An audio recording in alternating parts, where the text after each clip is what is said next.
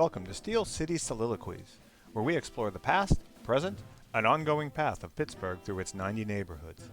I'm Ken, your host and prodigal Pittsburgher, who returned after 25 years to find a place that felt both eerily familiar and utterly unrecognizable. I've spent the last 5 years getting reoriented and reacquainted, and I use this podcast to help everyone keep up with and share the stories the city is spinning right now. Hi everyone, thanks for tuning in today.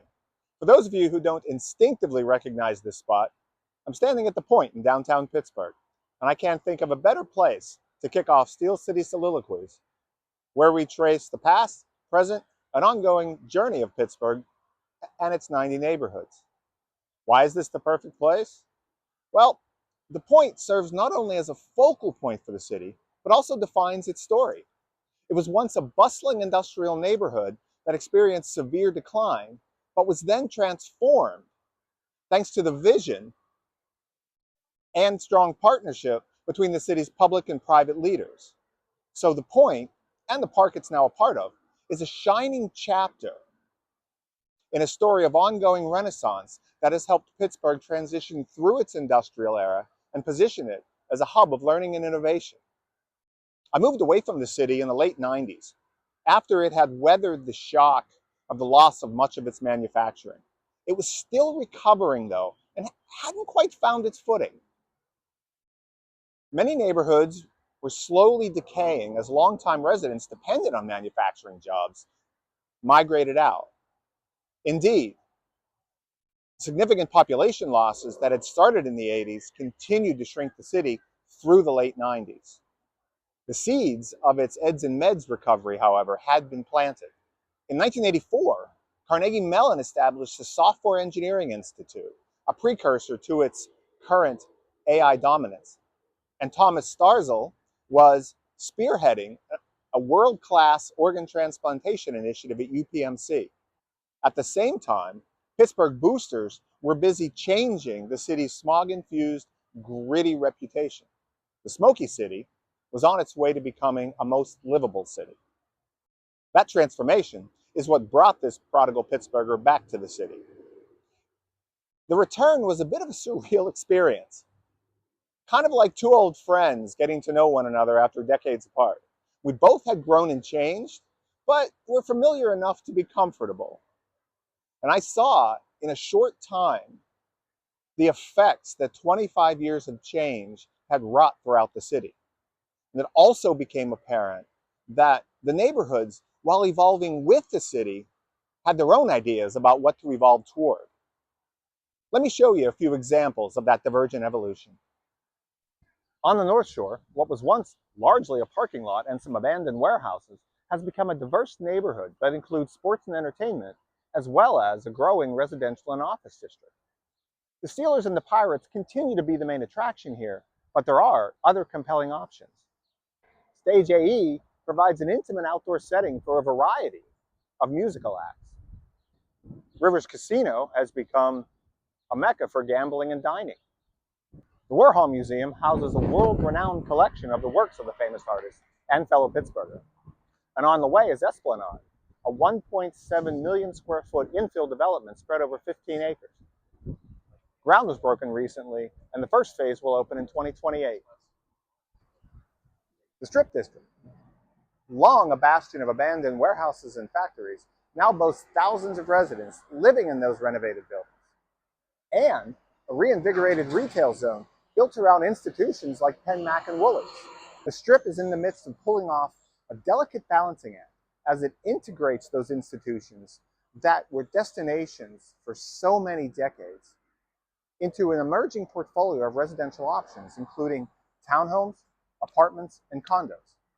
The Strip is also becoming a corporate campus as companies move out of older office towers downtown in search of more open environments that are closely connected to the outdoors.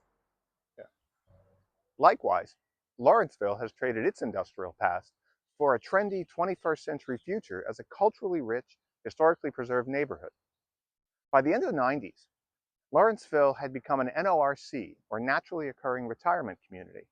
That's urban policy speak for the fact that it had lost so many working age adults that older residents were about the only ones left.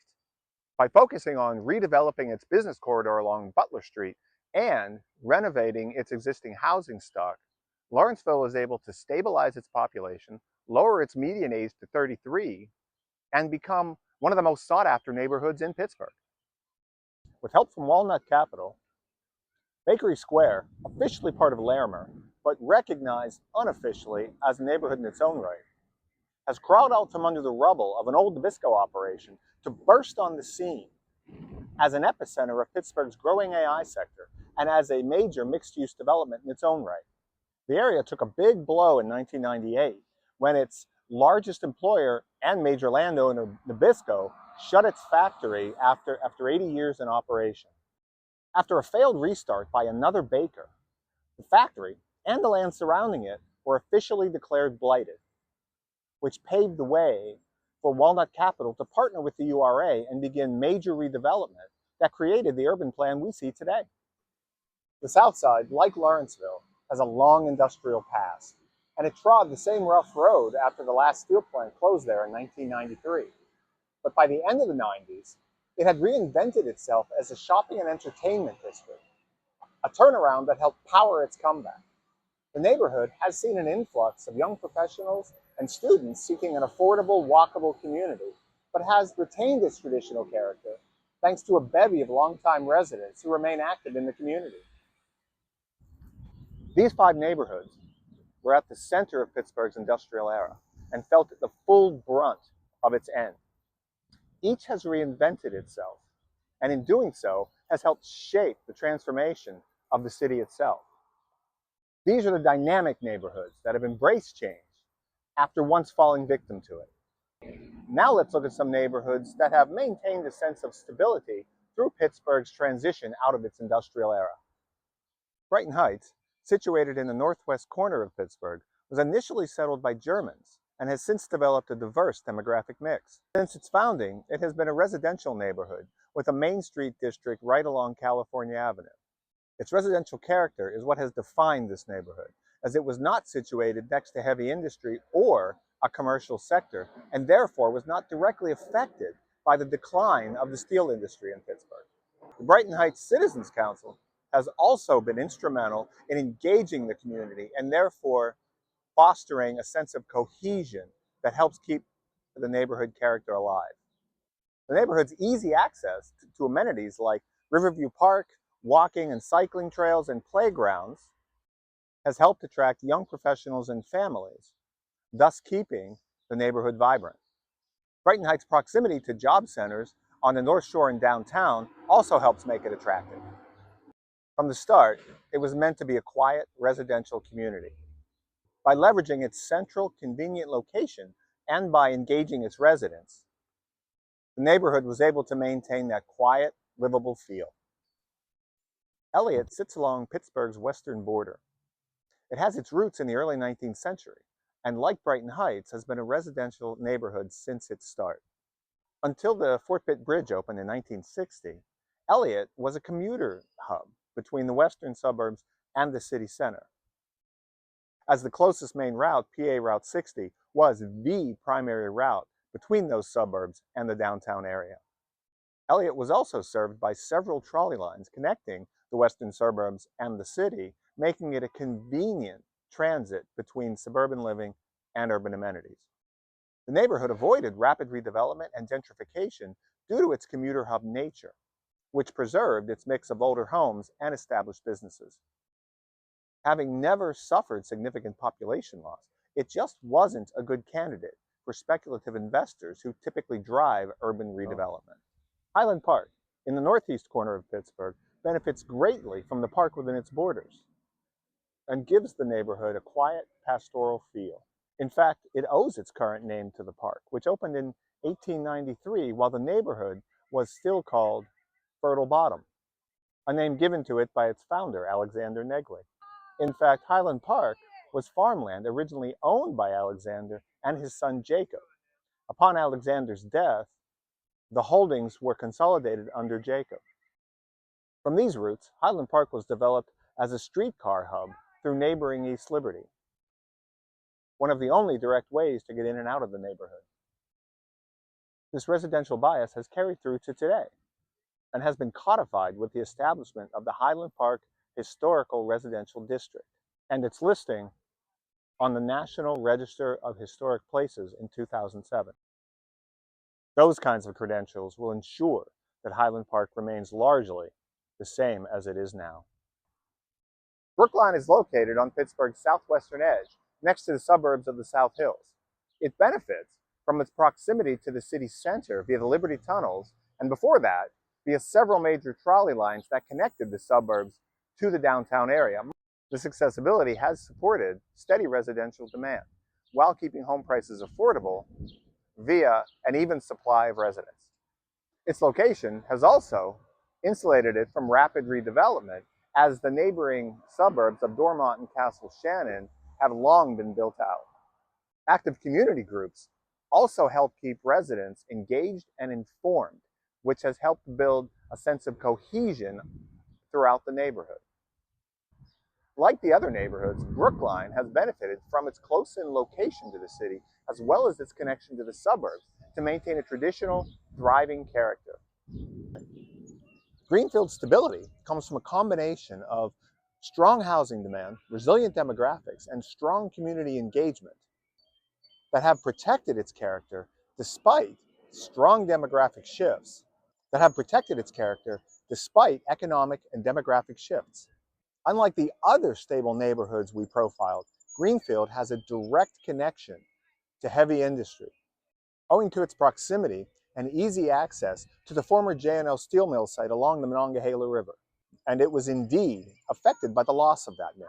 But the population loss and the economic decline was stemmed by its proximity to the neighborhood of Oakland, which houses the University of Pittsburgh and Carnegie Mellon University. As those institutions became the foundation of the eds and meds economy, new residents moved into Greenfield, though most of those were renters rather than owners. Greenfield was able to stem its decline by adapting to the new economy, by leveraging its location as a convenient place for new economy workers to live, and by shifting its housing stock from longer-term owners to shorter-term rentals. The outer ring neighborhoods largely have been able to maintain their character because much of the heavy industry in Pittsburgh was centered around its rivers. Brighton Heights and Highland Park, however, are along the Ohio and Allegheny rivers respectively, yet we're able to escape much of the brunt of the change in heavy industry. That's where Pittsburgh's famous geography comes in. The heavy industry in these neighborhoods was located along old floodplains next to the river, each of which ended in a cliff. There was no easy access, so most of the industry and of course the workforce attached to it were in neighborhoods adjacent to those floodplains and therefore with easier access. For Brighton Heights, it was places like Chateau and Manchester and the Woods Run section of Marshall Shadeland. For Highland Park, it was neighborhoods like Lawrenceville and Morningside. Their insulated positions provided enough of a buffer from heavy industry to protect them from the disruptions that followed when that heavy industry left. Thus, they were able to largely stay the course, even as Pittsburgh changed around them. Let's turn to the data now to see what's been happening in the neighborhoods that have undergone major redevelopment. We'll start on the North Shore. The data here can be a bit misleading, but does hint at a stark but gradual change. It's not that no one ever lived on the North Shore before 2020. It's that over the past 100 years, all of them are gradually displaced, with the remaining ones leaving when large swaths of the neighborhood were leveled in the late 1980s to build the I-279 flyover. The redevelopment initially focused on sports and entertainment, with the implosion of Three River Stadium and the construction of its replacements. That was followed by a wave of renovation and new construction of office buildings. Only in the past several years have apartments started to crop up. It's picking up steam, however, so look for these numbers to climb significantly by 2030. One final caveat to the data. Bracken House, an apartment complex located on the far eastern edge of the North Shore, has had tenants since the late 90s, but is not included in the population here. That's because, depending upon which maps you use to scope Pittsburgh's neighborhood boundaries, Brackenhouse can fall into either the North Shore or Allegheny East. The maps I use place it in the latter. Turns out, we all don't agree on where our neighborhoods begin and end. Shocking, I know. I'll let you all debate the merits of where the complex fits. I just wanted to let the fine folks who live in Brackenhouse know that I didn't forget about them. So, for those who are starting to fill the new apartments, it looks like the North Shore is attracting from outside the Pittsburgh area a slowly diversifying mix of working age people. They're more likely to be married and, unfortunately, also to be divorced. Interestingly, as the divorce rate has increased in the North Shore, so has the number of those living with unmarried partners. So perhaps love, like hope, springs eternal. North Shorelanders are well educated and have high incomes, driven by their employment in white collar, desk based jobs. They appear to be attracted to life on the North Shore rather than tied to it by proximity to their offices, as more and more of them are driving longer distances to work. Given the increasing amount of time spent on the road, it looks like it might be a reverse commute to the suburbs, so maybe the traffic isn't too horrible. We can only hope so for their sakes. The Strip is a different story. It has drawn people from across Pittsburgh as well as from outside the region and has been trending toward a white and Asian mix of folks who are predominantly working age and are living alone, having never been married. Like the North Shore, they're well educated, high earners who are employed in desk based professional roles. They used to drive to work, but increasingly work from home since the start of the COVID lockdowns. Well, Lawrenceville is officially divided into three sections: lower, middle, and upper. And we're sticking with that, mostly because that's the way the data breaks out. And as it turns out, it's a wise move, as lower Lawrenceville has tracked more pronounced patterns than its eastern counterparts, even as the whole neighborhood moves in the same direction. Well, all three sections of Lawrenceville, like the Strip, are attracting people from across Pittsburgh as well as outside the region.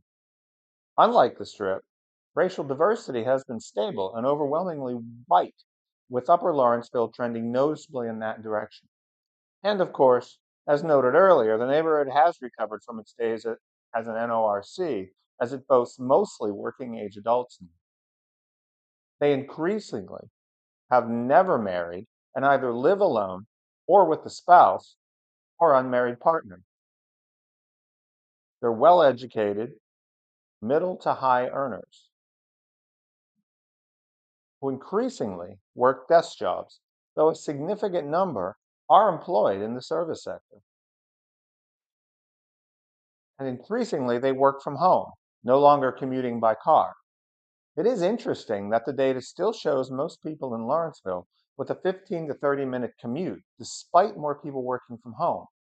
It most likely reflects a hybrid work schedule. Bakery Square's data mirrors that of the North Shore in that there are very few people living here. Most of them also do not live in the square proper, as there hasn't been any real residential development as yet.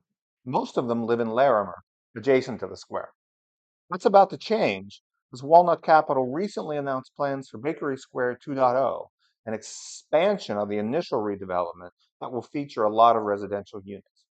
For now, we can see that those counted as part of Bakery Square are predominantly African Americans who are from Pittsburgh and who are pretty evenly distributed across the age spectrum.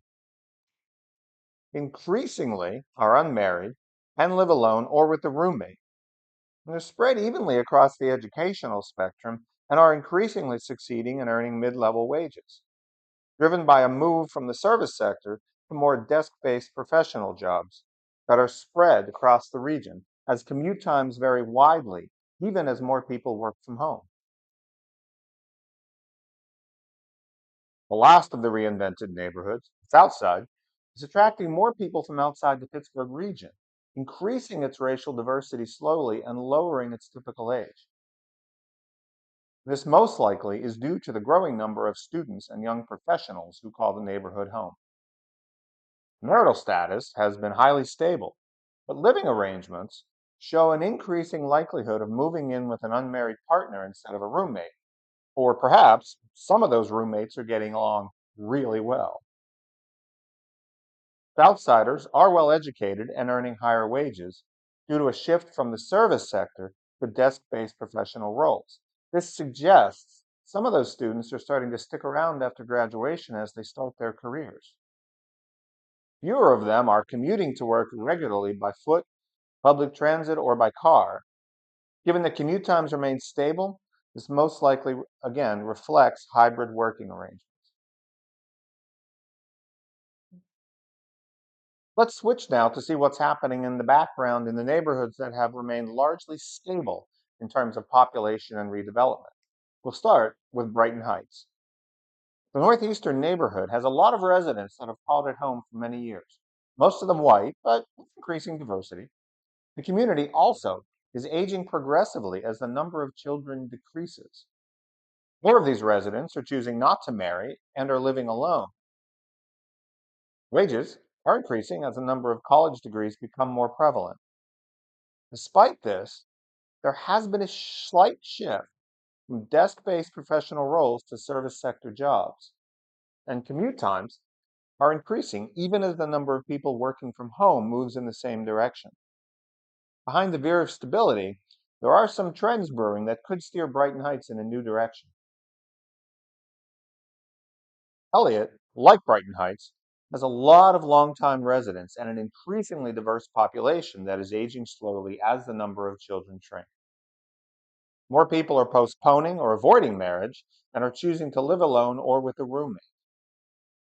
High school graduates and those attending college make up an increasing share of Elliott's residents and are being rewarded with higher wages and increasing employment both in the service sector and in desk based professional jobs, which require 15 to 30-minute commutes by car. This is a small neighborhood that is growing slowly and is headed in good directions on several fronts.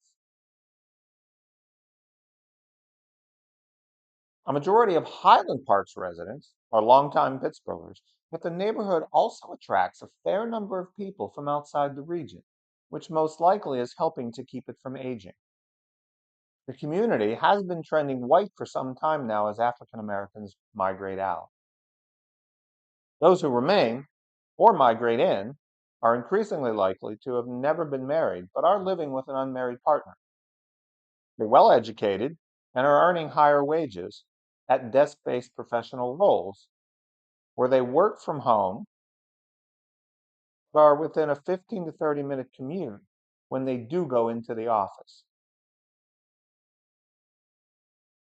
Brookline, like the other three stable neighborhoods we've profiled, has a lot of longtime Pittsburghers who are white and are slowly aging as the number of children declines.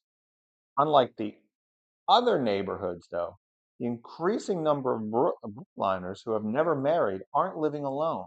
They're living with a roommate, a parent, or an unmarried partner. Most are earning college degrees, which seems to be translating into higher wages as they transition from the service sector to desk based professional roles that allow them to work a hybrid schedule and keep their commutes under 45 minutes when they go into the office. I'm sure you won't be surprised to learn that Greenfield has a lot of longtime residents with enough influx from outside the region to keep things fresh. It's mostly white and has been for a long time and is aging slowly. Marriage rate is decreasing and more people are either living alone or with an unmarried partner. Greenfielders are highly educated people whose earnings are on a nice upward trend thanks to consistent employment at desk based professional roles, with hybrid schedules and short commutes of 15 to 30 minutes on days they work from the office. This is consistent with the neighborhood's history as a hub of workers for the University of Pittsburgh and Carnegie Mellon, both of which are only a few miles away. We've seen a clear pattern with the stable neighborhoods. What keeps them stable is the large stock of longtime residents and a trend towards higher education, which has unlocked higher wages at jobs that allow them hybrid work schedules and short commutes on office days. They're also aging slowly as they have fewer children, and fewer of them have children at all. These neighborhoods share some similarities with their more dynamic counterparts, but certainly have trod the path of continuity and consistency as they navigated Pittsburgh's post industrial era. So we're back here in the middle of it all, having seen how Pittsburgh has changed much and not so much over the past 25 years. We've seen that there have been changes and how those changes have unfolded, but we don't yet have a solid grasp on why those changes occurred and why they unfolded the way they did. Data can only tell us so much. It gives us a quantitative perspective, and that's important for sure, but it doesn't tell the whole story. To fully understand what's going on throughout the city, we have to go throughout the city. And we're going to be doing just that. In upcoming episodes, we're going to explore Pittsburgh and its neighborhoods to get a feel for how the city has changed at that level, what those journeys look like, and how they're going to help shape the look and feel of Pittsburgh in the years to come. But first, we're going to sit down with Brian O'Neill, a local author who has written about the city for more than 30 years, to get deep insights into what it means to be a Pittsburgher these days. I hope to see you there. In the meantime, thanks for watching. I hope you enjoy your own journey today.